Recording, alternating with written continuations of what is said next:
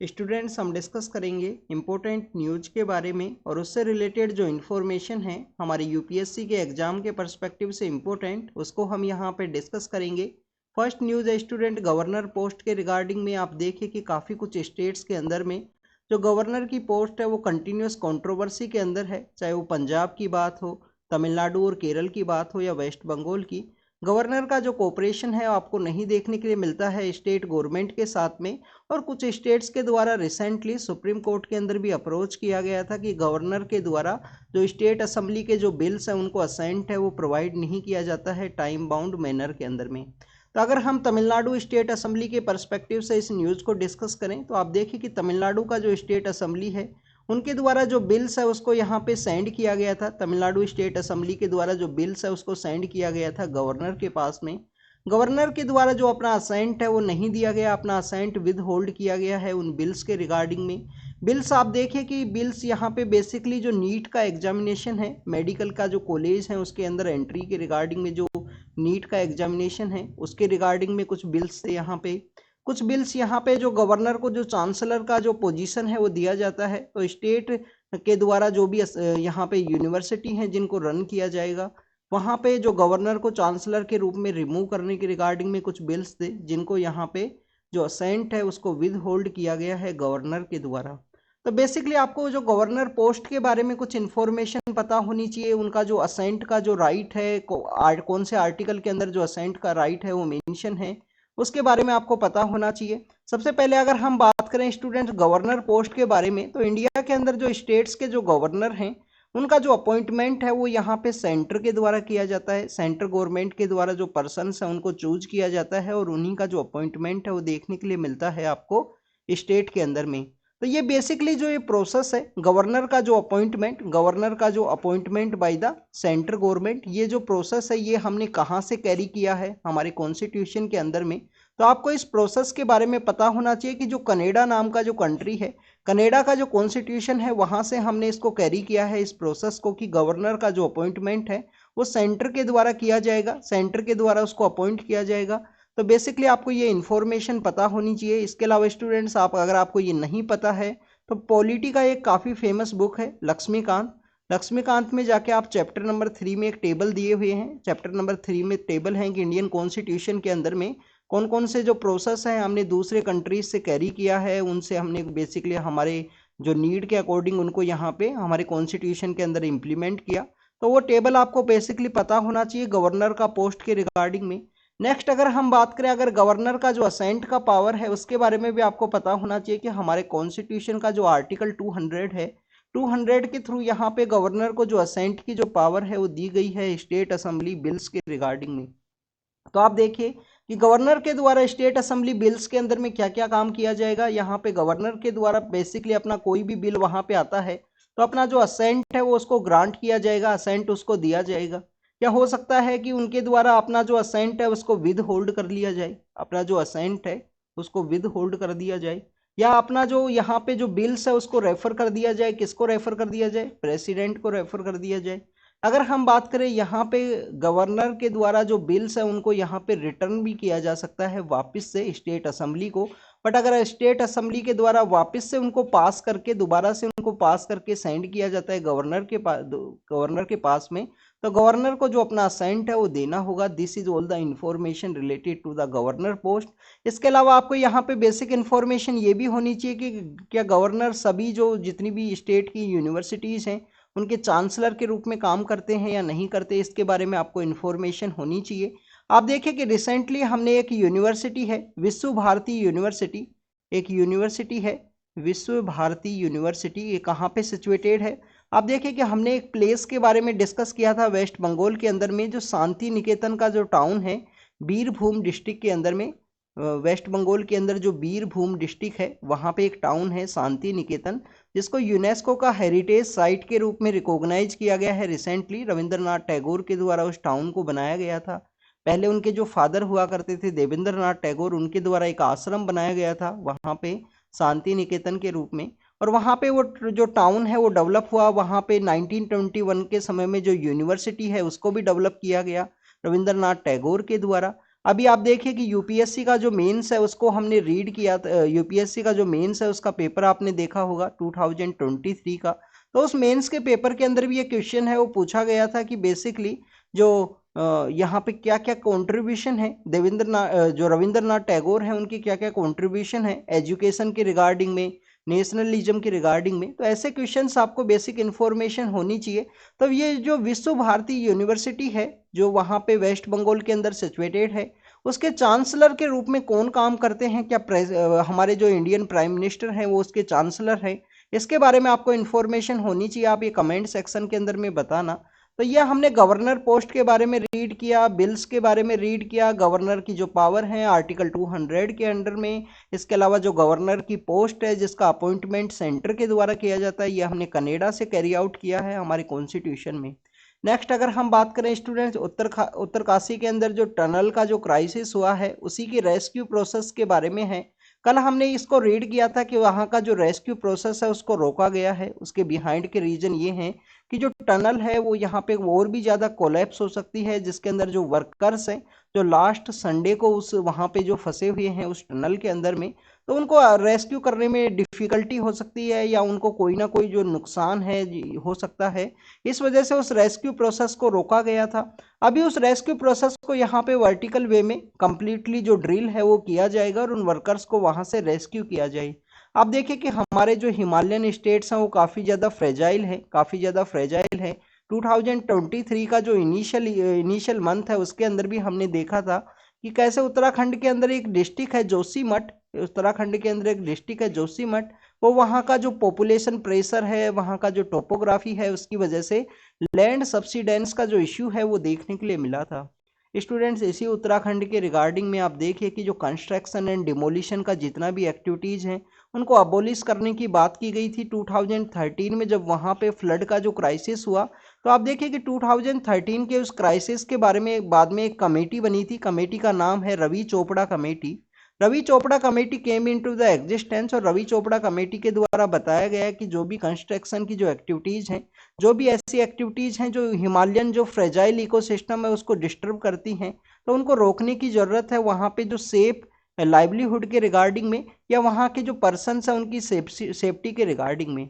आप देखिए कि हमारे हिमालयन इकोसिस्टम के अंदर आपको एक और प्रोसेस देखने के लिए मिलेगा। उस प्रोसेस का नाम है, आपको जो लैंड स्लाइड है वो आपको काफ़ी कॉमनली देखने के लिए मिलती है हमारे हिमालयन इकोसिस्टम के अंदर भी, हमारे नॉर्थ ईस्ट इंडिया के अंदर भी, और कुछ कुछ जगह हमारा जो वेस्टर्न घाट का जो एरिया है वहाँ पे भी जो लैंड स्लाइड है वो देखने के लिए मिलती है। आप देखिए कि हम लैंडस्लाइड के बारे में वेस्टर्न घाट के अंदर बोल रहे हैं, तो उसके अंदर अगर हम बात करें तो केरल के बारे में आपने देखा होगा, इडुक्की जो डिस्ट्रिक्ट है वहाँ पे जो लैंडस्लाइड है वो देखने के लिए मिला है मुन्नार हिल्स के अंदर में। और आप देखें कि इसी इडुक्की डिस्ट्रिक्ट के अंदर में एक जो वहाँ पे एक नेशनल पार्क है, इस नेशनल पार्क के अंदर में कौन सा जो जानवर है वो पाया जाता है, काफ़ी फेमस है, उसको हम जानते हैं नीलगिरी तहर के रूप से। नीलगिरी तहर के रूप से गोट का स्पीस, गोट का जो लोकल लेवल पे नीलगिरी के एरिया के अंदर पाया जाता है। और ये नीलगिरी तहर काफ़ी बार हमने न्यूज़ के अंदर डिस्कस किया है। तमिलनाडु का ये स्टेट एनिमल भी है। तो इडुक्की के अंदर भी काफ़ी बार जो लैंड स्लाइड है वो देखने के लिए मिलती है। नेक्स्ट न्यूज़ उसी केरल से रिलेटेड है। केरल के अंदर कादालुंगी नाम का एक प्लेस है। ये प्लेस बेसिकली अपना जो मड फ्लैट्स है उनके रूप से जाना जाता था। स्टूडेंट्स यहाँ पे मड फ्लैट इकोसिस्टम है वो काफ़ी ज़्यादा पाया जाता था। आप देखिए कि बट वहाँ पे इसी नेम का एक रिवर है, कादालुंदी नाम का एक रिवर है। अगर हम इसका एरिया के बारे में बात करें स्टूडेंट्स, तो ये आपको बेसिकली जो मल्लापुरम नाम का जो डिस्ट्रिक्ट है उसके अंदर एक कादालुंदी नाम का जो प्लेस है वो आपको देखने के लिए मिलता है, जहाँ पे मड फ्लैट्स हैं। आप देखिए कि ये मड फ्लैट्स बेसिकली एक सेफ जोन के रूप में काम करते थे। हमारा इंडिया का लोकेशन आपको पता होगा, इंडिया का लोकेशन जो सेंट्रल एशियन फ्लाईवे है उसके पार्ट के अंदर में गिरता है। माइग्रेटरी बर्ड्स हैं वो इंडिया के लिए विजिट करते हैं। विंटर के समय में जो माइग्रेटरी बर्ड्स हैं वो हमारे यहाँ पे विजिट करते हैं। तो ये जो कादालुंदी नाम का जो प्लेस है, यहाँ पे इस मड फ्लैट्स के अंदर में जो माइग्रेटरी बर्ड्स हैं वो स्टॉप किया करते थे, क्योंकि विंटर के समय साइबेरिया का जो रीजन है या हमारा जो सेंट्रल एशिया का जो रीजन है वहाँ से जो बर्ड्स हैं इंडिया के लिए आया करते थे। आप देखिए कि इसके अंदर में जो माइग्रेटरी बर्ड्स इंडिया में आते हैं, तो आपको एक पुलिकेट लेक के बारे में भी पता होना चाहिए। वहाँ पे भी काफ़ी सारे जो माइग्रेटरी बर्ड्स हैं वो देखने के लिए मिलते हैं। राजस्थान के अंदर एक सांबर लेक है, राजस्थान के अंदर एक सांबर लेक है। सांबर लेक के अंदर भी काफ़ी सारे जो माइग्रेटरी बर्ड्स हैं वो न्यूज़ के अंदर देखने के लिए मिलते हैं। लास्ट 1-2 ईयर पहले वहाँ पे काफ़ी सारे माइग्रेटरी बर्ड्स का डेथ भी हुआ था, उस वजह से भी वो टॉपिक न्यूज़ के अंदर में था। और सांबर एक आपको रामसर साइट भी है। तो कादालुंदी नाम का जो ये प्लेस है, वहाँ पे जो मड फ्लैट का इकोसिस्टम है, ये एरिया कंप्लीटली 8 हेक्टेयर के आसपास हुआ करता था। बट अब ये यहाँ पे जो एरिया है वो डिक्रीज होते हुए 1 हेक्टेयर के आसपास बचा है। अगर इस प्लेस को नहीं रिस्टोर किया गया, नहीं बचाया गया गवर्नमेंट के द्वारा या जो इन्वायरमेंटलिस्ट है उनके द्वारा, तो देखिए कि आने वाले समय में जो माइग्रेटरी बर्ड्स हैं वो यहाँ पे स्टॉप नहीं करेंगे। और migratory birds one of the important एक हमारा जो बायोलॉजिकल डाइवर्सिटी है उसके पर्सपेक्टिव से एक इम्पोर्टेंट फीचर है इंडिया के रिगार्डिंग में। इंडिया का जो लोकेशन है, इंडिया का जो जोग्राफिकल सिचुएशन है उसके पर्सपेक्टिव से, और इंडिया का लोकेशन आप देखिए कि सेंट्रल एशियन फ्लाईवे के अंदर गिरने की वजह से काफ़ी सारे जो माइग्रेटरी बर्ड्स हैं वो इंडिया में विजिट करते हैं। नेक्स्ट न्यूज़ के बारे में अगर हम बात करें, इंडिया यहाँ ऑस्ट्रेलिया के बारे में है। आप देखिए कि इंडिया एंड ऑस्ट्रेलिया का जो 2+2 डायलॉग है वो देखने के लिए मिलेगा। आप तो देखिए कि आज का जो दिन है 19 जो नवंबर का जो दिन है, आज जो क्रिकेट का जो वर्ल्ड कप फाइनल है वो भी इंडिया एंड ऑस्ट्रेलिया के बीच आपको देखने के लिए मिलेगा। ऑस्ट्रेलिया के जो प्राइम मिनिस्टर हैं इंडिया की विजिट के लिए आने वाले हैं इसी फाइनल के पर्सपेक्टिव से। आईसीसी का जो क्रिकेट वर्ल्ड कप है, इंटरनेशनल जो क्रिकेट काउंसिल है, उसके द्वारा इसको कंडक्ट करवाया जाता है। तो उसका फाइनल इंडिया और ऑस्ट्रेलिया का है। और उसी इंडिया ऑस्ट्रेलिया के अगर हम रिलेशंस के बारे में बात करें तो क्वेड का ये पार्ट है, दोनों क्वेड का ये पार्ट है। क्वेड क्या है? बेसिकली 4 कंट्रीज का एक इंडो पैसिफिक के जो 4 इंपॉर्टेंट कंट्रीज है उनका एक कोऑपरेशन एग्रीमेंट है। इंडिया, जापान है, ऑस्ट्रेलिया एंड यूएसए है, उसके पार्ट है। क्वेड का आपको देखिए कि मालाबार एक्सरसाइज भी आपको देखने के लिए मिलती है। इंडो पैसिफिक रीजन के अंदर में जो मालाबार एक्सरसाइज है, डिफेंस का एक्सरसाइज, वो भी आपको देखने के लिए मिलता है। तो यहाँ पे इंडिया ऑस्ट्रेलिया का ये जो टॉक्स होंगे उसके अंदर में ये जो 2+2 डायलॉग है उसको यहाँ पे कैरी आउट किया जाएगा। What is 2+2 dialogue? 2+2 डायलॉग का बेसिक पर्पज ये है कि एक कंट्री के पर्सपेक्टिव से दो यहाँ पे जो टॉप मिनिस्टर्स हैं, जैसे इंडिया की तरफ से आप देखिए कि हमारे जो मिनिस्टर ऑफ एक्सटर्नल अफेयर हैं, मिनिस्टर ऑफ एक्सटर्नल अफेयर के साथ में जो मिनिस्टर ऑफ डिफेंस है, जो रक्षा मंत्री हैं, मिनिस्टर ऑफ डिफेंस है, ये 2 मिनिस्टर्स यहाँ पे पार्टिसिपेट करेंगे। ऐसे ही 2 मिनिस्टर दूसरे कंट्री के साथ में दूसरे कंट्री के हैं, ऑस्ट्रेलिया के हैं, वो यहाँ पे पार्टिसिपेट करेंगे। तो इसी को 2+2 डायलॉग का नाम दिया गया है। इंडिया का जो 2+2 डायलॉग फोरम है वो कौन कौन से कंट्रीज के साथ में है? आप देखिए कि यूएसए के साथ में हमारा जो 2+2 डायलॉग है वो आपको देखने के लिए मिलता है। ऑस्ट्रेलिया के साथ में यहाँ पे कंडक्ट होगा। इसके साथ अगर हम बात करें तो जापान के साथ भी हमारा जो 2+2 डायलॉग का जो फोरम है वो इस्टेब्लिश है। तो उसका मेन मोटिव यही है कि डिफेंस सेक्टर के अंदर में हमारा जो एक्सटर्नल अफेयर्स के अंदर जो स्ट्रेटजिक पार्टनरशिप है, फ्री ट्रेड एग्रीमेंट्स है, उन सभी को यहाँ पे डिस्कस किया जाता है इस 2+2 डायलॉग के अंदर में। तो आप देखिए कि 2+2 डायलॉग में इंडिया ऑस्ट्रेलिया के द्वारा अपना जो डिफेंस का यहाँ पे जो भी कोऑपरेशन है उसको डिस्कस किया जाएगा, जिसके अंदर आप देखिए कि डिफेंस में जो कोऑपरेशन किया जाता है इंडिया और ऑस्ट्रेलिया के एक दूसरे के साथ में, इंडियन जो यहाँ पे अगर हम बात करें इंडो पैसिफिक रीजन के अंदर जो मैरीटाइम डोमेन अवेयरनेस का जो इनिशिएटिव है उसको भी यहाँ पे डिस्कस किया जाएगा। इंडिया ऑस्ट्रेलिया का जो फ्री ट्रेड एग्रीमेंट है उसको भी यहाँ पे डिस्कस करने की जो डिमांड है वो देखने के लिए मिली है। और कंप्रिहेंसिव इकोनॉमिक जो कोऑपरेशन एग्रीमेंट है, कंप्रिहेंसिव इकोनॉमिक जो कोऑपरेशन एग्रीमेंट है उसको भी साइन करने की बात की जाएगी यहाँ पे इस इंडिया ऑस्ट्रेलिया 2+2 डायलॉग फोरम के अंदर में। तो this is all the information. इसका जो डिटेल है, जब मीटिंग होगी उसका क्या क्या रिजल्ट रहा, क्या क्या आउटकम रहा, वो कंटिन्यूस आपको नेक्स्ट आने वाले वीक के अंदर देखने के लिए मिलेगा। आपको बेसिकली स्टूडेंट्स यहाँ पे ECTA नाम का एक कॉन्सेप्ट और है जो आपको यहाँ पे जो इंटरनेशनल रिलेशन के पर्सपेक्टिव से है, और एक एग्जाम के अंदर एक क्वेश्चन पूछा भी गया था। तो इंडिया एंड ऑस्ट्रेलिया ने 2022 के समय economic cooperation and trade agreement है जिसको साइन किया था। तो ये भी ऐसा आपको पता होना चाहिए कि comprehensive economic cooperation agreement, economic cooperation and trade agreement, ऐसे कौन कौन से इनिशिएटिव्स हैं जो एक दूसरे के साथ में साइन किए गए हैं कंट्रीज के द्वारा। ऐसे ही क्वेश्चंस आपको यहाँ पे पूछ लिए जाएंगे। इसके अलावा आप देखिए कि हमारा जो न्यूक्लियर एनर्जी है उसके पर्सपेक्टिव से भी एक इम्पोर्टेंट रोल प्ले करता है ऑस्ट्रेलिया, चाहे वो यूरेनियम का सप्लाई की बात हो या न्यूक्लियर सेक्टर के अंदर में जो सिविलियन कोऑपरेशन है उसके पर्सपेक्टिव में। नेक्स्ट आपको यहाँ पे एक आपके लिए एक होमवर्क है। होमवर्क ये है कि आपको यहाँ पे अपने एटलास के अंदर में एक प्रैक्टिस करना है। आप देखिए कि ऑस्ट्रेलिया का जब आपने मैप देखा होगा, ऑस्ट्रेलिया का आपने मैप देखा होगा, आप लिटिल बिट क्रिकेट के अंदर इंटरेस्टेड हो, वहाँ के जो प्लेस है उनके बारे में अगर आप जानते हो, तो आपको वहाँ की जो कुछ लोकेशंस के बारे में ज़रूर से पता होना चाहिए। जैसे कुछ लोकेशंस आपको यहाँ पे मेलबर्न है, सिडनी है, मेलबर्न, सिडनी, इसके अलावा अगर हम बात करें पर्थ के बारे में, कैनबरा नाम का इनका कैपिटल है, ऐसे कुछ प्लेसेस के बारे में आपको पता होना चाहिए। 2020 के समय कोविड से जस्ट पहले ऑस्ट्रेलिया के अंदर जो बुश फायर है वो देखने के लिए मिली थी। तो काफ़ी सारे जो इनके जो एनिमल है, कंगारू जो इनको जाना जाता है ऑस्ट्रेलिया को, तो काफ़ी सारे ऐसे जो एनिमल्स हैं उनका डेथ हुआ था वहाँ पे फॉरेस्ट फायर के अंदर में। और आप देखिए कि ऑस्ट्रेलिया की उस फॉरेस्ट फायर के बाद में वर्ल्ड के जो अलग अलग एरियाज हैं वहाँ पे जो फॉरेस्ट फायर है वो भी देखने के लिए मिला। इसके अलावा ऑस्ट्रेलिया के जो नियर बाई कुछ आइलैंड कंट्रीज हैं ईस्टर्न एरिया के अंदर में, वो काफ़ी बार न्यूज़ के अंदर रहते हैं। जैसे कि सोलेमन आइलैंड हमने काफ़ी बार डिस्कस किया है। यूएस एंड चाइना का जो कन्फ्लिक्ट है वहाँ पे अपना जो असर्टिवनेस पॉलिटिक्स की वजह से वो न्यूज़ के अंदर आपको देखने के लिए मिलता है। सोलेमन आइलैंड है, उसके नियर बाई में फिजी सिचुएटेड है, और भी काफ़ी सारे आइलैंड्स हैं जो न्यूज़ के अंदर रहे हैं ऑस्ट्रेलिया के पर्सपेक्टिव से। नेक्स्ट अगर हम बात करें, हमने रिजर्वेशन के पर्सपेक्टिव से जो प्राइवेट सेक्टर में जो लोकल कोटा देने की बात की गई थी उसको हमने काफ़ी बार डिस्कस किया है। हरियाणा के पर्सपेक्टिव से ये है, आपको आर्टिकल 16 के बारे में पता होना चाहिए और 16 के जो एक्सेप्शंस हैं उनके बारे में भी पता होना चाहिए। आप देखिए कि एम्प्लॉयमेंट के अंदर इक्वलिटी की बात की गई है। एम्प्लॉयमेंट बेसिकली हमारा जो राइट टू इक्वलिटी है उसका आर्टिकल 14 टू 18 जो आर्टिकल्स हैं राइट टू इक्वलिटी के, वो आर्टिकल्स हैं। तो इक्वलिटी इन द अपॉर्चुनिटी कि पब्लिक एम्प्लॉयमेंट में आपको इक्वलिटी का अपॉर्चुनिटी होगा, बट कुछ एक्सेप्शंस हैं आर्टिकल 16 के।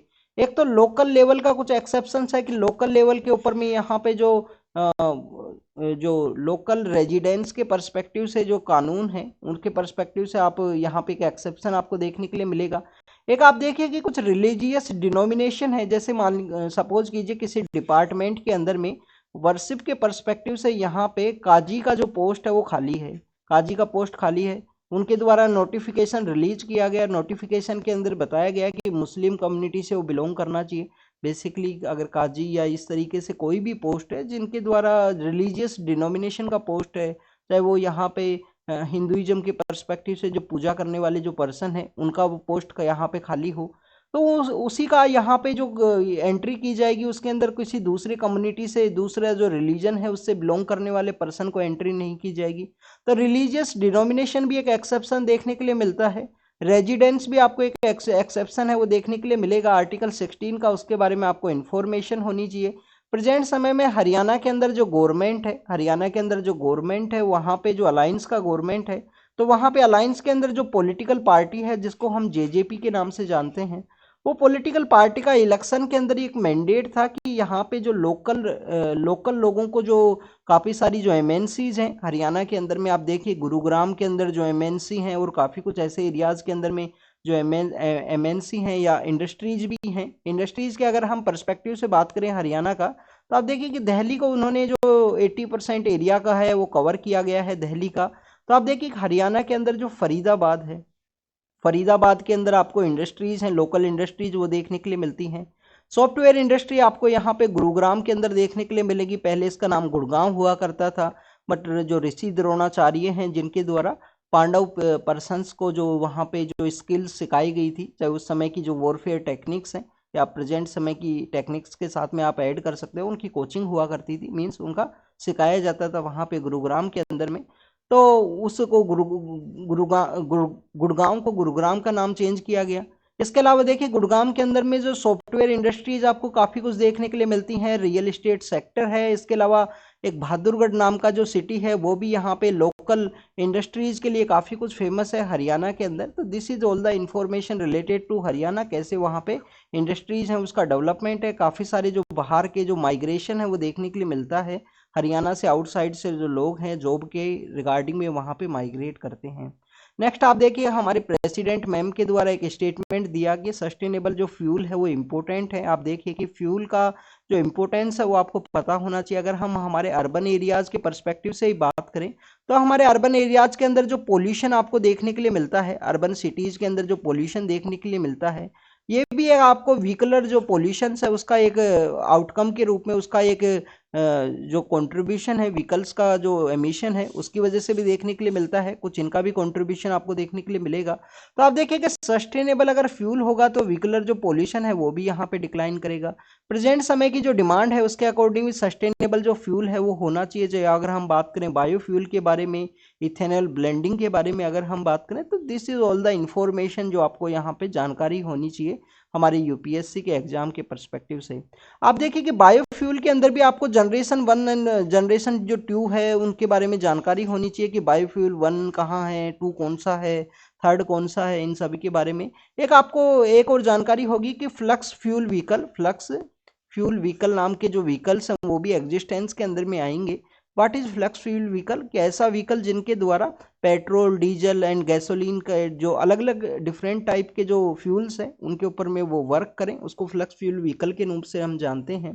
नेक्स्ट अगर हम बात करें इंडिया के स्पेस प्रोग्राम के बारे में है, आप देखिए कि 1963 के समय में 21 नवंबर का जो दिन है, 21 नवंबर का जो दिन है उस दिन इंडिया का जो फर्स्ट रॉकेट है उसको यहाँ पे लॉन्च किया गया था। आपको इंडिया का जो रॉकेट लॉन्चिंग साइट है उसके बारे में पता होना चाहिए। यहाँ पे जो थुम्बा है, थुम्बा कहाँ है? केरल के अंदर में। यहाँ पे आप देखिए कि हमारा जो आंध्र प्रदेश का कौन सा यहाँ पे जो आइलैंड है जहाँ से हमारी जो सैटेलाइट है वो लॉन्च की जाती हैं। मिसाइल लॉन्चिंग जो सैटेलाइट है, मिसाइल लॉन्चिंग जो साइट है वो आपको चांदीपुर बीच है जो उड़ीसा के अंदर है वो देखने के लिए मिलेगा। तो ये अलग अलग जो प्लेसेस हैं उनके बारे में आपको जानकारी होनी चाहिए। रॉकेट लॉन्चिंग जो साइट है थुम्बा, वो कहाँ है? केरल के अंदर में। 1963 के समय उस समय लॉन्च किया गया था थुम्बा से हमारा जो फर्स्ट रॉकेट है। उस समय स्टूडेंट्स इसरो नाम का जो ऑर्गेनाइजेशन है वो हमारे एग्जिस्टेंस के अंदर में नहीं हुआ करता था। Indian national committee for space research हुआ करती थी। इंडियन नेशनल कमेटी है, Indian national committee for space research, Indian national committee for space research. तो ये ऑर्गेनाइजेशन उस समय एग्जिस्टेंस के अंदर हुआ करता था। आप देखिए कि हमारे स्पेस प्रोग्राम को डेवलप करने के रिगार्डिंग में भी हमारे काफ़ी इंपॉर्टेंट पर्सनैलिटीज हैं जिनका एक इम्पोर्टेंट कंट्रीब्यूशन है, चाहे वो विक्रम साराभाई हो या आप देखिए कि इसके रिगार्डिंग में एक जो एक टीवी सीरीज है, एक वेब सीरीज या टीवी सीरीज है जिसके बारे में आपको बेसिक काफ़ी अच्छी सीरीज है, कभी समय मिले तो देखना। रॉकेट बॉयज नाम का एक सीरीज है जिसके अंदर बेसिकली शो किया गया है कैसे विक्रम साराभाई जब इंडिया के पहले जो अहमदाबाद मिल्स हैं उनके लिए काम करते हैं, बाद में आप देखिए कि कैसे इंडिया का जो स्पेस प्रोग्राम है उसको उन्होंने कैरी आउट किया। और आप देखिए कि अभी हमारा जो गगनयान जो हमने चंद्रयान मिशन है जिसको लॉन्च किया, तो चंद्रयान मिशन के अंदर में हमने विक्रम नाम का जो उनका जो कंट्रीब्यूशन है उसको रिकॉग्नाइज करने के लिए हमने विक्रम जो वर्ड है वो ऐड किया था, उसका एक इम्पोर्टेंट कंपोनेंट के रिगार्डिंग में। नेक्स्ट अगर हम बात करें विक्रम साराभाई के अलावा और भी काफ़ी सारे ऐसे साइंटिस्ट हैं, इसके अंदर डॉक्टर एपीजे अब्दुल कलाम हैं, उनको भी दिखाया गया है कि थुम्बा के अंदर हमारा जो फर्स्ट रॉकेट है जो हमने लॉन्च किया था। प्रेजेंट समय में अगर हम बात करें तो India one of the successful है स्पेस प्रोग्राम के अंदर में। काफ़ी सारे ऐसे कंट्रीज हैं जिनका जो सैटेलाइट है इंडिया के द्वारा लॉन्च की जाती है। हमारा खुद का एक लॉन्चिंग व्हीकल है, हमारा जो चंद्रयान 3rd मिशन है जो हमने सक्सेसफुली जो सदर्न पोल ऑफ द जो मून है उसके लिए हमने सेंड किया है। इसके अलावा स्टूडेंट्स अगर हम बात करें यहाँ पे फाइनेंस के पर्सपेक्टिव से, जो कॉस्ट है उसके पर्सपेक्टिव से अगर हम बात करें, तो इंडिया का जो यहाँ पे जो स्पेस प्रोग्राम है या स्पेस के जो मिशंस हैं वो काफ़ी ज़्यादा आपको कम प्राइस के अंदर देखने के लिए मिलते हैं। और ये कम प्राइस के अंदर होने की वजह से काफ़ी दूसरे कंट्रीज हैं वो इंडिया से अपना जो सैटेलाइट है उसको लॉन्च करवाते हैं। तो आप बेसिकली इन प्लेसेस के बारे में ज़रूर से रीड करना। थुम्बा के बारे में आपको पता होना चाहिए, श्रीहरिकोटा है उसके बारे में पता होना चाहिए, चांदीपुर जो बीच है जो डीआरडीओ का जो मिसाइल लॉन्चिंग साइट है उनके बारे में आपको इन्फॉर्मेशन होनी चाहिए। नेक्स्ट कोविड-19 के एक इम्पैक्ट के बारे में बात की गई है स्टूडेंट्स। बेसिकली आपको कोविड-19 के इम्पैक्ट के बारे में पता होना चाहिए कि इसकी वजह से जो माइंड सेट है, जो ब्रेन है, उसके भी ऊपर भी इफेक्ट है वो देखने के लिए मिला है। डिसीजन मेकिंग पावर को इम्पैक्ट किया गया है। आप देखिए कि प्रेजेंट समय में जो कोविड-19 का जो सिवियरिटी है वो नहीं है, प्रेजेंट समय में जो सिवियरिटी है वो नहीं है। जो डेथ का जो इम्पैक्ट इसका देखने के लिए मिला था स्पेशली जो सेकेंड वेव के समय में। बट अगर हम बात करें जो ब्रेन का जो डैमेज है और काफ़ी कुछ ऐसे जो डैमेज के जो इश्यूज हैं वो देखने के लिए मिले हैं आफ्टर द कोविड-19 के जो पोस्ट पैंडेमिक इम्पैक्ट हैं उनके रूप में। आप देखिए कि पेंडेमिक के द्वारा इम्पैक्ट तो काफ़ी कुछ किया गया, चाहे हम बात करें इंफ्रास्ट्रक्चर के पर्सपेक्टिव में। जब G7 का जो मीटिंग है उसका ऑर्गेनाइजेशन हुआ तो उसका मेन मोटिव यही था कि दोबारा से जो लाइफ है उसको रिवाइवल करना है। उसका द्वारा जो थीम है वो भी दिया गया था कि build back better, build back better, कि दोबारा से बेटर वे में अपने को बिल्ड करना है वर्ल्ड को कोविड पेंडेमिक के बाद में। तो this is all the information related to the COVID. आप यहाँ पे क्या रीड कर सकते हो स्टूडेंट्स, आप यहाँ पे कोविड-19 के रिगार्डिंग में एक चीज़ रीड करना कि इसका जो वैक्सीन जो डेवलप किया गया था, इसका जो वैक्सीन जो डेवलप किया गया वो कौन सा वैक्सीन है, वो कौन से इंस्टीट्यूशन के द्वारा डेवलप किया गया है, उसके बारे में आपको पता होना चाहिए। कोवैक्सीन किसके द्वारा डेवलप किया गया है, और इन सब वैक्सीन्स का जो कंपनी है, जो इंस्टीट्यूशंस है, उसके बारे में आपको ज़रूर से पता होना चाहिए। यूपीएससी ने 2022 के समय एक क्वेश्चन पूछा था इसका वैक्सीन के रिगार्डिंग में, तो उसका आपको इन्फॉर्मेशन होना चाहिए। नेक्स्ट अगर हम बात करें student, China Pakistan economic corridor है, उससे पहले हम एक और न्यूज़ को यहाँ पे डिस्कस करेंगे। न्यूज़ है हमारे नॉर्थ ईस्ट इंडिया से रिलेटेड। आप देखें कि नॉर्थ ईस्ट इंडिया के अंदर में एक ट्राइबल फोरम है, इंडिजीनियस ट्राइबल जो लीडर्स का फोरम है, इंडिजीनियस ट्राइबल लीडर्स का फोरम, जो कुकी एंड जो कम्युनिटीज़ का जो एरिया है उसके अंदर अपना जो सेल्फ रूल है उनके द्वारा डिक्लेयर किया गया। आप देखिए कि कोई भी लीगल बैकिंग नहीं है, कैसे भी ऐसा जो अदर देन गवर्नमेंट का कोई भी इंस्टीट्यूशन है जिसके द्वारा जो अपना जो रूल है वो यहाँ पे डिक्लेयर किया जाए। इंडिजीनियस जो ट्राइबल लीडर फोरम है, इंडिजीनियस ट्राइबल लीडर फोरम है, जिसके द्वारा मणिपुर के एरिया के अंदर अपना जो सेल्फ रूल है, मणिपुर के एरिया के अंदर अपना जो सेल्फ रूल है उसको डिक्लेयर किया गया, जो एंड जो कुकी का जो डोमिनेटेड एरिया है उसके अंदर में। तो इसका कोई भी बैकिंग नहीं है। इनके अगेंस्ट में जो लीगल जो कार्रवाई है वो स्टार्ट कर दी गई है कि ऐसे अपना जो सेल्फ रूल है उसको डिक्लेयर नहीं कर सकते। बट जब आप मॉडर्न इंडियन हिस्ट्री को रीड करोगे ना स्टूडेंट्स, कॉलोनियल जब गवर्नमेंट हुआ करती थी तो हमारे काफ़ी कुछ ऐसे पर्सनैलिटीज़ हैं, चाहे वो बलिया के चिट्टू पांडे हों, जिनके द्वारा अपना जो पैरेलल गवर्नमेंट है उसका इस्टेब्लिशमेंट किया गया था। पैरेलल गवर्नमेंट का जो इस्टेब्लिशमेंट है, बलिया कहाँ पे है, ईस्टर्न उत्तर प्रदेश के अंदर है, जो बिहार के साथ अपना एरिया शेयर करता है, उस एरिया के अंदर सिचुएटेड है बलिया। तो बलिया के अंदर अपना जो पैरेलल गवर्नमेंट है उसको इस्टेब्लिश किया गया था। आप देखिए कि मॉडर्न इंडियन हिस्ट्री के अंदर में, पर प्रेजेंट समय में इंडिया एक डेमोक्रेसी है, एक फ्री इंडिपेंडेंट कंट्री है, तो उस समय में इस तरीके से अपना जो सेल्फ रूल को इस्टेब्लिश करना, कोई भी इस तरीके का जो लीगल बैकिंग नहीं है। तो इसी के रिगार्डिंग इस टॉपिक को हमने डिस्कस किया। नेक्स्ट अगर हम बात करें चाइना पाकिस्तान इकोनॉमिक कॉरिडोर के बारे में है। आप देखिए कि इंडिया के द्वारा इस चाइना पाकिस्तान इकोनॉमिक कॉरिडोर को ऑब्जेक्ट किया गया था। क्यों ऑब्जेक्ट किया गया था? कि जो पाकिस्तान ऑक्यूपाइड कश्मीर है उसके थ्रू ये यहाँ से जाने की वजह से। और आप देखिए कि पाकिस्तान के अंदर भी जो बलूचिस्तान का जो एरिया है वहाँ के लोकल लोगों के द्वारा इसको यहाँ पे ऑब्जेक्ट किया गया। इसके अगेंस्ट में जो प्रोटेस्ट है वो किया गया था चाइना पाकिस्तान इकोनॉमिक कॉरिडोर की रिगार्डिंग में। आप देखिए कि 2014-15 के समय इसको लॉन्च तो काफ़ी जोश के साथ में किया गया था, पर प्रेजेंट समय में जो चाइना पाकिस्तान इकोनॉमिक कॉरिडोर है इसका जो एक्टिविटीज़ है कम्प्लीटली यहाँ पे डिक्लाइन हुए हैं। उसका रीज़न है कि वहाँ पे काफ़ी कुछ ऐसे इश्यूज़ हैं, चाहे वो लेबर का इश्यू हो, कॉन्ट्रैक्ट का इश्यू हो, सेफ्टी का इश्यू हो, तो काफ़ी कुछ ऐसे इश्यूज हैं वो देखने के लिए मिलते हैं। इसके अलावा आप देखें कि जो बलूचिस्तान के जो पीपल्स हैं उनके द्वारा भी प्रोटेस्ट करने की वजह से काफ़ी बार इस चाइना पाकिस्तान इकोनॉमिक कॉरिडोर से जो रिलेटेड पर्सनस हैं उनके ऊपर अटैक करने की वजह से वहाँ पे जो रिलेटेड हमेशा जो कंसर्न्स है वो रेज हुए हैं। आप देखिए कि पाकिस्तान उस तरीके का कंट्री है स्टूडेंट्स। आप देखिए कि 2021 के समय में 2021 के समय में वहाँ पे एक श्रीलंका से रिलेटेड एक इंडस्ट्रियलिस्ट हुआ करते थे। उनको बेसिकली जो ब्लास्फेमी का जो कानून है, ब्लास्फेमी का जो कानून है उसका कोई लीगल बेकिंग नहीं है। किसी भी एक पर्सन के द्वारा कहा गया है कि इनके द्वारा जो भगवान की जो निंदा है, ईश्वर की जो निंदा है वो की गई है, तो उसको बेसिकली वहाँ पब्लिक के द्वारा वहाँ से हरेस किया जाएगा, उनके ऊपर अटैक किया जाएगा। हो सकता है उसमें किलिंग भी हो, जिसमें श्रीलंका के एक जो पर्सन है उसका डेथ हुआ था ब्लास्फेमी के उसी कानून के अंदर। तो लोकल एक रिलीजियस ऑर्गेनाइजेशन है, टीएलपी नाम है या बेसिकली और कुछ नाम है, उनके द्वारा ये एक्टिविटी है उसको कैरी आउट किया गया।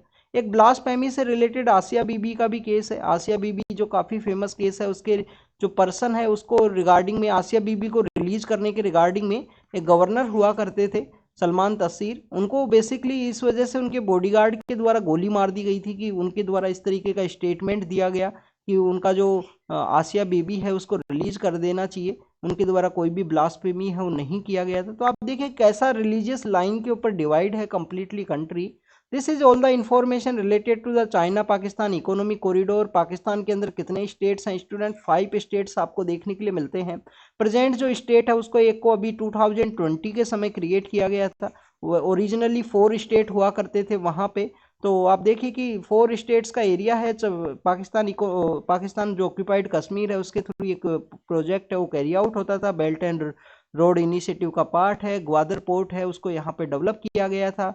इंडिया ने इसी के काउंटर के अंदर जो चाहबार पोर्ट है ईरान के अंदर डेवलप किया, जिसके थ्रू इंडिया अफगानिस्तान और सेंट्रल एशिया की कंट्रीज के थ्रू अपना जो ट्रेड है उसको कैरी आउट कर सके।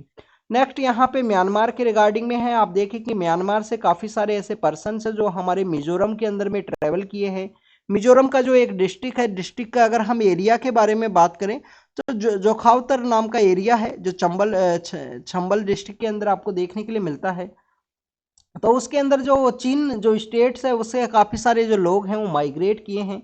उसके बिहाइंड का रीजन यही है कि वहाँ पे जो चीन स्टेट के जो पर्सनस हैं उनको कंटिन्यूस वहाँ पे जब से मिलिट्री के द्वारा पावर को टेक ओवर किया गया 2021 का जो फरवरी है उसके अंदर में, उसके बाद से कंटिन्यूस इनको जो प्रोसिक्यूट है वो किया गया है चीन स्टेट के अंदर में। तो वहाँ से जो लोग हैं वो माइग्रेट किए हैं। आप देखिए रखाइन स्टेट का जो वहाँ पे आपको जो रखाइन आर्मी है वो देखने के लिए मिलती है जहाँ से रोहिंग्याज बिलोंग करते हैं। उसके अलावा जो म्यांमार का जो यहाँ पे जो लोकल 2 ऑर्गेनाइजेशंस है वहाँ की डिफेंस फोर्सेज के अलावा जो बेसिकली चीनी स्टेट्स के जो पीपल्स हैं उनके प्रोसिक्यूट के अंदर में एक्टिविटीज़ को कैरी आउट कर रहे हैं। तो वहाँ के जो लोग हैं मिजोरम के अंदर आ गए हैं प्रेजेंट समय में। आज संडे का न्यूज़पेपर है तो आप देखें कि लास्ट पेज है इस तरीके से जो पिक्टोरियल फॉर्म में जो न्यूज़ है उसको कैरी आउट किया जाता है। एलिफेंट के रिगार्डिंग में न्यूज़ है। हमारा जो यहाँ पे काजीरंगा नेशनल पार्क है उसके आसपास के एरिया के अंदर एलिफेंट्स का जो पॉपुलेशन है वो डिक्लाइन होने के रिगार्डिंग में ये न्यूज़ है उसको मेंशन किया गया। आप देखिए कि स्टूडेंट्स यहाँ काफ़ी सारे लोग हैं जो एलिफेंट्स के आसपास बैठे हुए हैं। ये एलिफेंट यहाँ पे इंजर्ड हुए हैं किसी ना किसी एक्सीडेंट के अंदर में। एलिफेंट वहाँ के जो लोकल लोगों की जो लाइवलीहुड है उसका एक पार्ट माना जाता है। आपका यहाँ पे होमवर्क ये है कि आपको एलिफेंट का जो IUCN स्टेटस है उसके बारे में बताना है। क्या प्रोटेक्टेड स्टेट है, स्टेटस दिया गया है। वाइल्ड लाइफ प्रोटेक्शन एक्ट का कौन सा शेड्यूल है जिसके अंदर ये इनको प्रोटेक्ट किया गया है। साइट्स का कौन सा अपेंडिक्स है जिसके अंदर इनको प्रोटेक्ट किया गया है एलिफेंट को, उसके बारे में आपको पता होना चाहिए।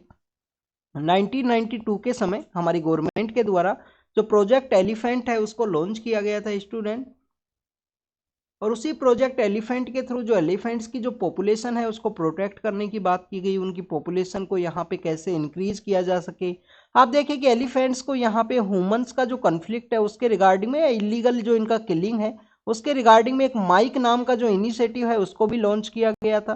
तो यहाँ पे बेसिकली एलिफेंट्स की जो संख्या डिक्लाइन हुई है, वहाँ पे उनकी जो पॉपुलेशन कम हुई है उसी को डिस्कस किया गया है। आप देखिए कि क्यों यहाँ पे एलिफेंट्स की जो संख्या है वो कम होने के रिगार्डिंग में आप देखिए कि ह्यूमन और एलिफेंट का कन्फ्लिक्ट।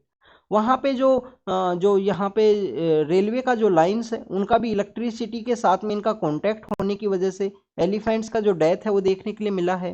ह्यूमन एलिफेंट का एक कन्फ्लिक्ट है। इसके अलावा जो ट्रांसपोर्ट व्हीकल है, सपोज कीजिए कि ये जो प्रोटेक्टेड एरिया से इस तरीके का जो हाईवेज है उनको पास करने की वजह से यहाँ पे एलिफेंट जाते हैं तेज़ रफ्तार के अंदर, कोई कार है या व्हीकल है उसके द्वारा उसका यहाँ पे कोलिजन होता है, उसके अंदर भी उनका जो डेथ है वो देखने के लिए मिलता है।